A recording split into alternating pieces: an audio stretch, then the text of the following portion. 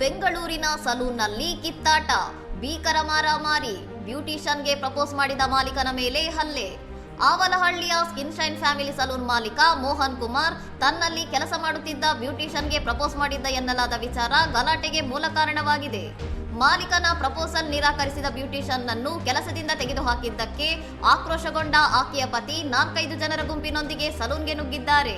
Beautician ಪತಿ ಮತ್ತು ಬೆಂಬಲಿಗರು ಸಲೂನ್ ಮಾಲೀಕ ಮೋಹನ್ ಕುಮಾರ್ ಮೇಲೆ ಮನಬಂದಂತೆ ಹಲ್ಲೆ ನಡೆಸಿದ್ದು, ತಡೆಯಲು ಬಂದ ಮಾಲೀಕನ ಪತ್ನಿ ಶ್ರೀಜಾ ಮೇಲೂ ದೌರ್ಜನ್ಯಸಗಿದ್ದಾರೆ.